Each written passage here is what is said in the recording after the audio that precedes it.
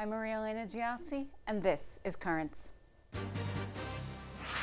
3 local dioceses announce a new collaboration. We really have found a way to join forces and to work together. Plus, a Catholic college strikes back at the new contraception mandate. And a Queen's Church remembers a tragic day 10 years later. This is the 10th anniversary of the air crash of Flight 587. It helps people to deal with the loss, not to forget, but also to remember that other people are also involved.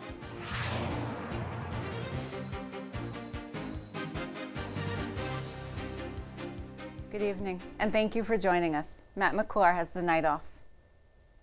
It was history in the making last week as the dioceses of Brooklyn and Rockville Center and the Archdiocese of New York officially announced the combining of their seminary programs.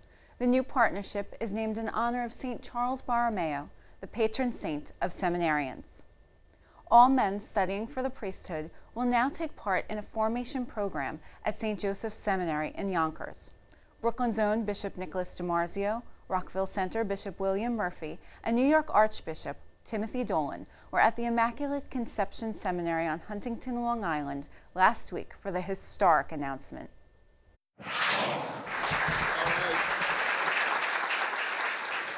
Well, we're here for the public announcement of the new interdiocesan partnership. The Diocese of Rockville Center, the Diocese of Brooklyn, and the Archdiocese of New York have entered into this new relationship to collaborate in the training of our Catholic leadership here in the New York State region. Well, it's a great example of a partnership between dioceses. It's not so easy to get dioceses to be able to cooperate. We don't have the means and the methods, but this has been a great experience where we have been able to come together with the whole question of priestly formation, ongoing formation. We really have found a way to join forces and to work together. Historically, since the Council of Trent, each diocese would have its own seminary. And as we see the possibilities for collaboration, we're not rejecting the old model, but we're giving a new model for the church to see if dioceses that have certain common characteristics can't help their future priests be better priests by this kind of exchange and working and studying and living together. We realize that by combining our resources and bringing together the best of our two splendid institutions, we'd be able to provide the best seminary formation we possibly could. And simply put, that's what our future priests deserve. That's what God's people deserve. Well, for one, it's going to give us a greater cohesiveness. Part of the new evangelization is, to borrow the phrase of Blessed John Paul II, solidarity, that we're in this together, that we got a sense of church, that we're not doing it alone. We have Jesus, we have one another.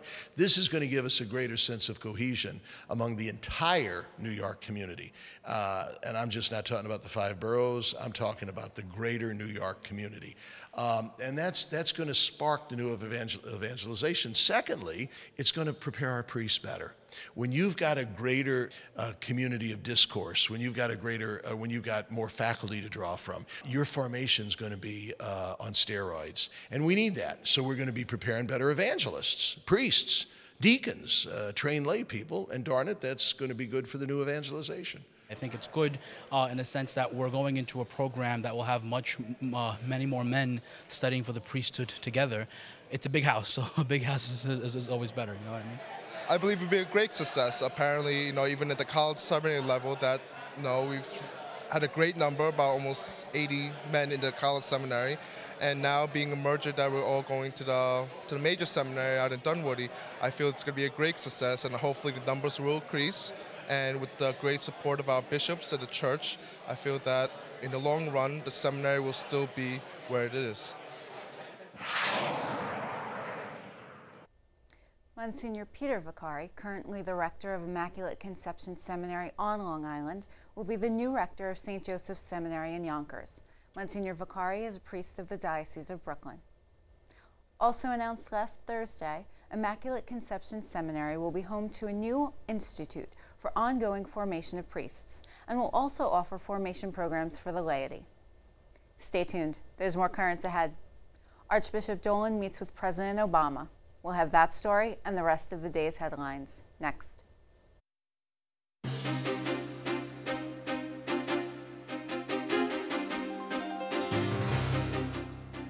Welcome back to Currents. I'm Maria Elena Giassi. Coming up later, a Queens parish remembers a tragic plane crash 10 years later. First, let's have a look at the day's headlines. President Obama met with U.S. Bishops' Conference President Archbishop Timothy Dolan last week. According to the National Catholic Reporter, the two discussed a wide range of issues. A White House source told the newspaper that the meeting was one of many between the Obama administration and church officials, and part of the administration's work with leaders of different faiths. And the U.S. Bishops' Fall General Assembly got underway in Baltimore. Among the agenda items for today, the election of new chairmen for some of the bishops' committees. Boston's Cardinal Sean O'Malley was elected the bishop's new pro-life chair. He succeeds Houston's Cardinal Daniel DiNardo. Bishop Frank Duane of Venice, Florida, was elected chair of the Bishops' Committee on International Justice and Peace. Earlier in the day, Archbishop Dolan addressed the bishops. He told them that sinfulness of the church's members is not a reason to dismiss the church or her eternal truths, but to embrace her all the more. It was Dolan's first presidential address since being elected head of the Bishops' Conference. Meanwhile, Republican senators are asking for documents related to a decision to deny an anti-human trafficking grant to the bishops. In the letter, the 27 senators ask for information on how the Department of Health and Human Services graded applicants for the grants. The bishop's director of media relations alleges that the two groups who did not make the cutoff were awarded grants. In other news, there's outcry in Tennessee over a non-discrimination policy at Vanderbilt University. Under the policy, religious groups at the school are required to allow anyone to lead it, regardless of the person's religious affiliation. The Catholic chaplain at the school says the policy will, quote, restrict religious freedom and diversity in student life by jeopardizing authentic religious expression, end quote. The Bishop of Nashville also sent a letter to the school objecting to the policy. Meanwhile, the Senate Judiciary Committee has voted to repeal the Defense of Marriage Act. The vote is seen as largely symbolic, as sponsors of the repeal say the measure does not have the support to pass the full Senate or the Republican-controlled House. The Defense of Marriage Act, or DOMA, defines marriage on the federal level as between a man and a woman. The Obama administration announced earlier this year that it would no longer defend the measure in court, a decision the U.S. bishops roundly criticized. From Illinois, a Catholic social services organization says it is splitting from its diocese in order to comply with the state's Civil Union Act. The agency is splitting from the Diocese of Belleville and will now be known as Christian Social Services of Southern Illinois. The agency says it is disassociating from the diocese in order to comply with the new law that gives same-sex couples the rights of married couples. The law mandates same-sex couples be allowed to adopt, something the Catholic Church opposes. Belleville is one of 3 Illinois dioceses suing over the law. From Massachusetts, the Vatican's highest court has upheld a decision of a Massachusetts diocese to close 3 churches.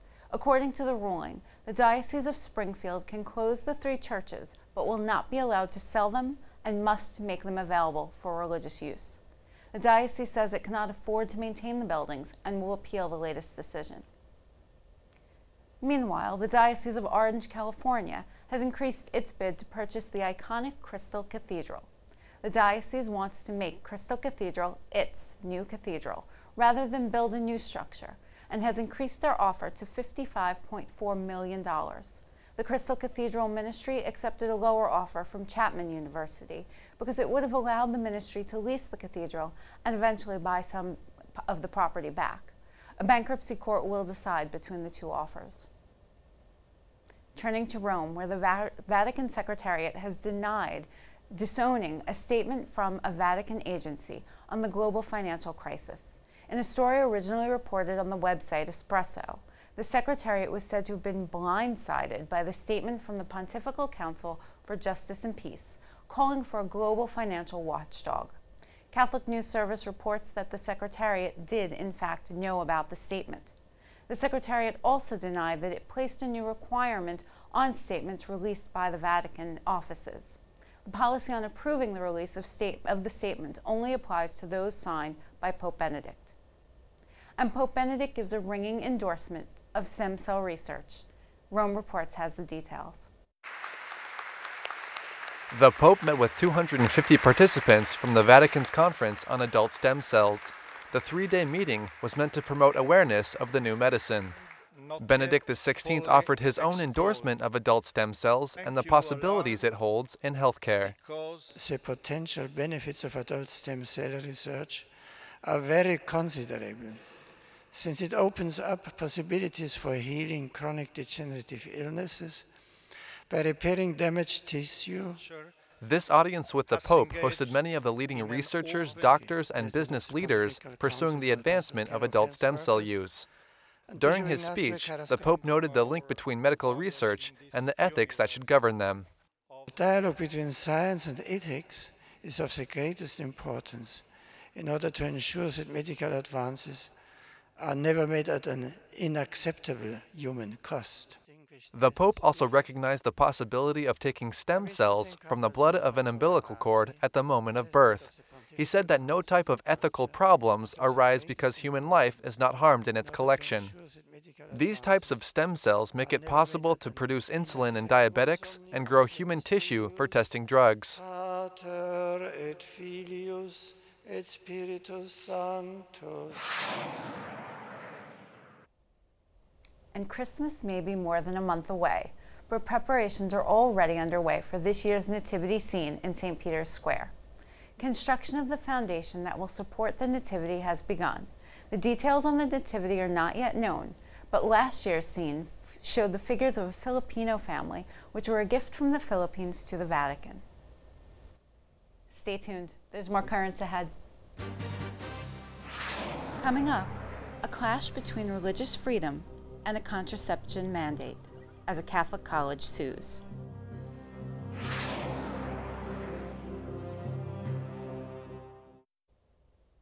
Welcome back. The Department of Health and Human Services recently announced a mandate requiring most private health insurance plans to cover contraception. It's a policy that is not sitting well with the U.S. bishops. The policy does include a religious exemption, but the Bishops' General Council said the exemption is so narrow that it covers only a very small subset of religious employers.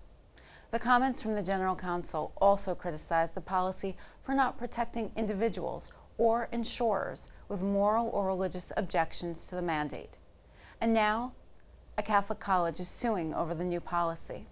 Belmont Abbey College in North Carolina has filed suit against the federal government, saying the mandate violates the school's religious freedom. Earlier today, our news director, Ed Wilkinson, spoke with Hannah Smith of the Beckett Fund, the organization representing Belmont Abbey College. Hannah Smith, legal counsel, senior legal counsel for the Beckett Fund for Religious Liberty. Thanks for being with us today. Thank you for having me.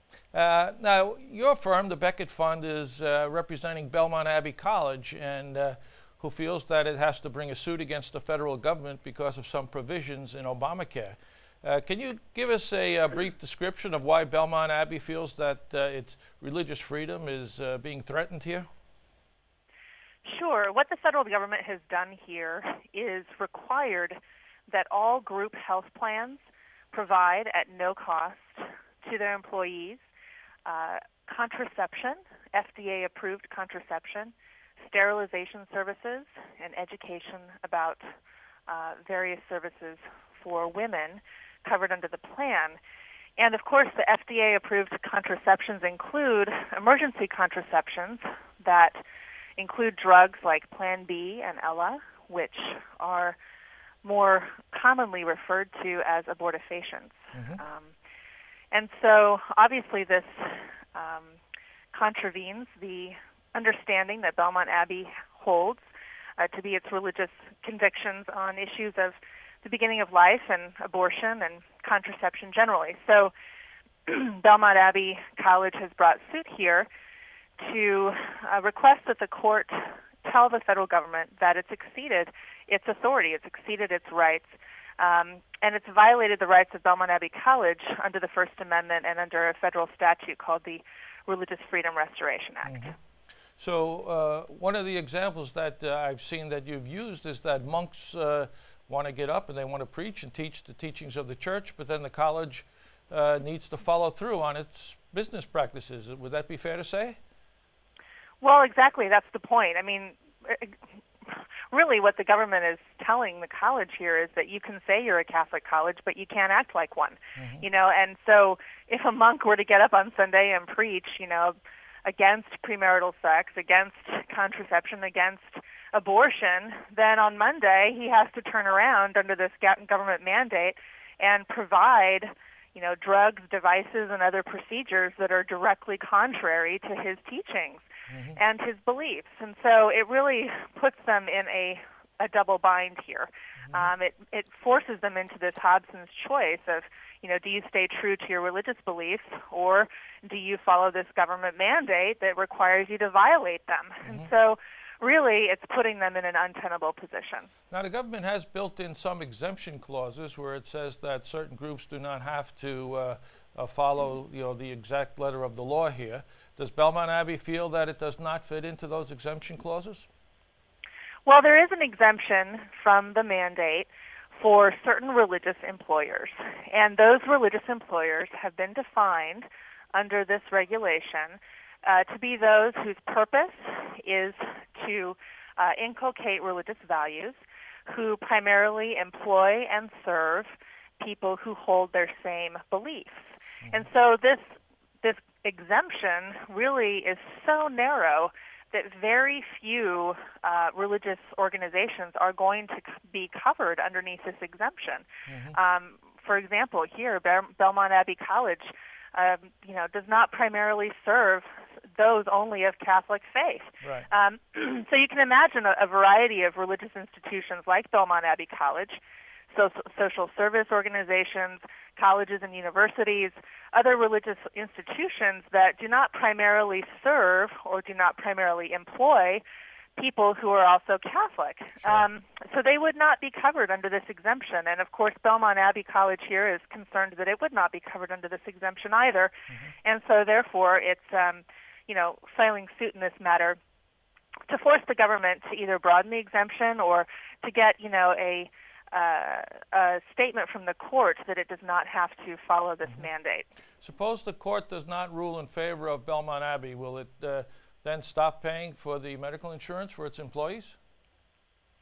Well, that's a big risk, right? I mean, one of the penalties, if you don't comply with the mandate, the penalty under the regulation is a very stiff fine. I mean, you get fined and you have to pay a large amount of money to not violate your own religious beliefs. I mean, it's quite absurd, actually, that you have to pay for the privilege of being able to be true to your own beliefs. And so, you know, you have to pay this fine, and then you also have to stop providing insurance for your employees and for your students. And so, you know, for an institution like Belmont Abbey College that believes, as it does under its Catholic social teaching, that it needs to take care of the health and welfare of its employees and students by providing them a health plan, you know, it's in another bind because it will have to stop providing insurance if it doesn't want to violate its beliefs. So it's really, this whole mandate is fraught with moral binds that it's placing upon Belmont Abbey College and other similarly situated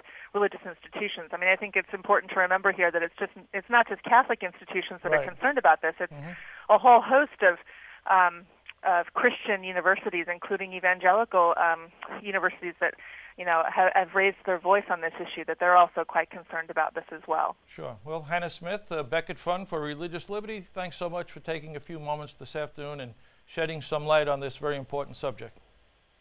Thank you very much. Stay tuned. There's more currents ahead. When we return, remembering Flight 587, 10 years later.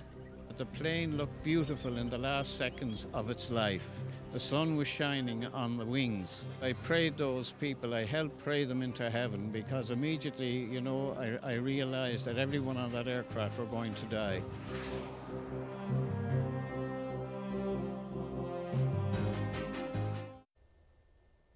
Finally tonight, it was 10 years ago, November 12th, 2001, and it shook the Queens neighborhood of Bell Harbor. On that day, American Airlines Flight 587 took off from JFK Airport and crashed moments later in Bell Harbor. 260 people on board and 5 people on the ground were killed. It was the second deadliest U.S. aviation accident ever. Coming just 2 months after the September 11th attacks, the crash raised suspicions of another act of terrorism, but it was later ruled an accident. It nonetheless shook the neighborhood of Belle Harbor, physically and emotionally. 10 years later, St. Francis de Sales Parish remembered the victims from that fateful day. Dear Father, we come to pray for our family and friends who died 10 years ago this day in the plane crash of Flight 587. This is the 10th anniversary of the air crash of Flight 587. It helps people to deal with the loss, not to forget, but also to remember that other people are also involved and having the same experience of this event in their lives. And so coming together gives them a chance to remember and a chance to thank God for their family members and also to remember them and to help them go on with their own lives and bring it into the future. Over the past 10 years, your shared strength has transformed grief into hope and promise. The hope that together we will continue to heal, and the promise to remember those we lost and to continue making them proud of us every single day. The plane crashed on 131st Street.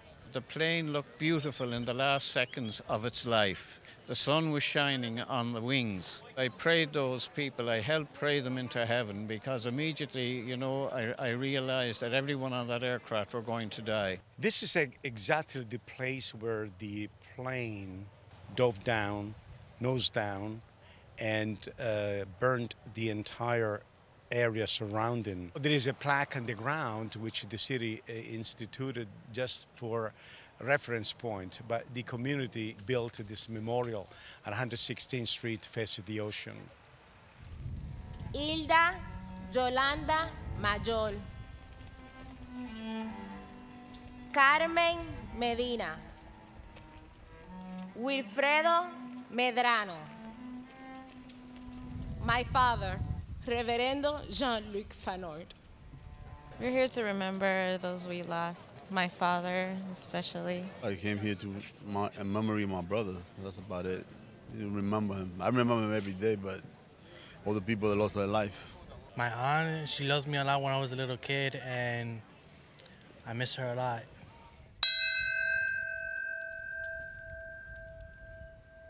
It was a big impact in our even believing in God and faith. But again, we came out reinforcing our faith more than anything else. And I think that's the healing process that went on and still going on. And I think that was a good reason for me to become a deacon. Father, as we pray for them this day, we remember them. May they rest in your love always. I would hope that everybody who's here and who has lost family members learn from it, learn that life is very fragile and that we should take the time to show appreciation for each other and to say to each other, I love you and I care for you and I know that you're a gift to me, and not take each other for granted every day of our lives.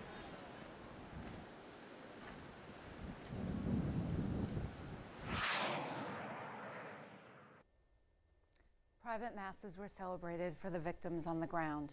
We respected their requests for privacy.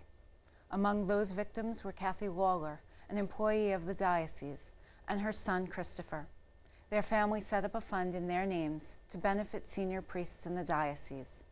We've posted more information about that on our blog. Just go to currentsny.net and click on Riding the Wave. That is all for this edition of Currents.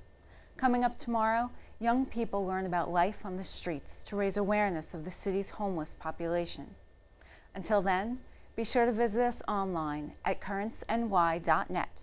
You can also follow us on Facebook and Twitter. For all of us here at Currents, I'm Maria Elena Giassi. Thank you for watching and have a great night.